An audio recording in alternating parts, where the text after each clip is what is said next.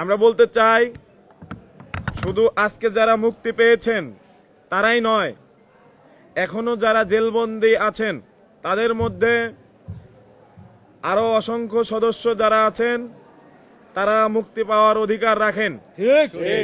ঠিক। কারণ এই পিলখানা হত্যাকাণ্ড এবং এর বিচার পুরোটুকুই ছিল ফ্যাসিস্টের সাজানো একটি নাটক। এ কারণে পুরো এই প্রক্রিয়াকেই আমরা বয়কট করছি। আমরা চাই নতুন যেই কমিশন গঠিত হয়েছে সেই কমিশন স্বাধীনভাবে কাজ করবে এবং যেই তদন্ত রিপোর্ট পেশ করবে তারই প্রেক্ষিতে নতুনভাবে বিচার প্রক্রিয়া সম্পাদিত হবে এবং তার ফলে যারা অপরাধী প্রমাণিত হবে তাদের শাস্তি বিধান করা হবে।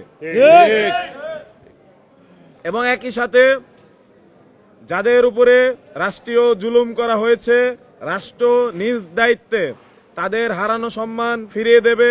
একই সাথে তাদের যে কর্মস্থলের ব্যবস্থা, তাদের যে পূর্বতন চাকুরি, সেখানে তাদের নিয়োগ দিতে হবে। আমি আমার দাবি দাওয়াগুলো বিডিআর সদস্য, ছাত্র সমাজ এবং ক্ষতিগ্রস্ত বিডিআর পরিবারের পক্ষ থেকে দাবি দাওয়াগুলো পাঠ করছি। 1. খুনি হাসিনার ষড়যন্ত্রমূলক মামলার রায় বাতিল করে আগামী 30 জানুয়ারির মধ্যে ঢালাওভাবে আটককৃত বিডিআর সদস্যদের সিআরপিসি 401 ধারায় মুক্তি দিতে হবে। প্রয়োজনে সংবিধানের 49 নং অনুচ্ছেদ প্রয়োগ করে, অর্থাৎ রাষ্ট্রপতির হস্তক্ষেপ প্রয়োগ করে এই রায় স্থগিত করতে হবে। একই সাথে নিরপেক্ষ এবং স্বাধীন তদন্ত শেষে যারা অপরাধী চিহ্নিত হবে তাদের পুনর্বিচার করতে হবে। 2. গঠিত কমিশন স্বাধীন ও নিরপেক্ষভাবে কাজ করার জন্য প্রজ্ঞাপনে উল্লেখিত ব্যতীত শব্দ এবং কার্যপরিধি 2-এর 1 নং ধারা বাদ দিতে হবে, কেননা তা কমিশনের স্বাধীনতার পরিপন্থী।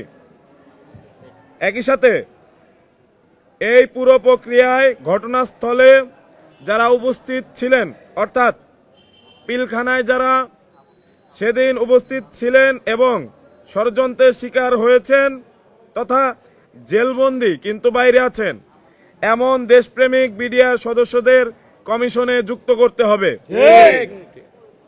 3. পিলখানার ভেতরে এবং বাইরে শহীদ হওয়া 74 জনের হত্যাকারীর বিচার নিশ্চিত করতে হবে। একই সাথে জেলের ভেতর মারা যাওয়া প্রত্যেক বিডিআর সদস্যের মৃত্যুর সঠিক কারণ উন্মোচন করতে হবে। অস্বাভাবিক মৃত্যু হয়ে থাকলে দায়ী সকলকে বিচারের আওতায় আনতে হবে। 4. স্বাধীন ও নিরপেক্ষ তদন্ত সাপেক্ষে নির্দোষ প্রমাণিত সকল বিডিআর সদস্যকে চাকুরিতে পুনর্বহাল করতে হবে এবং ক্ষতিপূরণ ও রাষ্ট্রীয় সুযোগ সুবিধা নিশ্চিত করতে হবে। 5. বিজিবি আইন 2010 বাতিল করে পূর্বের বিডিআর আইন পুনর্বহাল করতে হবে। 24-এর গণ অভ্যুত্থানে নেতিবাচক ভূমিকা পালন করা বিজিবির নামকে পরিবর্তন করে বিডিআর নাম ফিরিয়ে আনতে হবে। 6. পিলখানার ভেতরে এবং বাইরে সকল শহীদের স্মরণে জাতীয় দিবস চালু করতে হবে। আমাদের এই 6টি দাবি আমরা বাংলাদেশ রাষ্ট্রের কাছে রেখে যাচ্ছি। যদি 30 জানুয়ারির মধ্যে বাংলাদেশ সরকার আমাদের এই যৌক্তিক দাবিগুলো না মেনে নেয় তাহলে আমাদের রাজপথে আবারও দেখা হবে।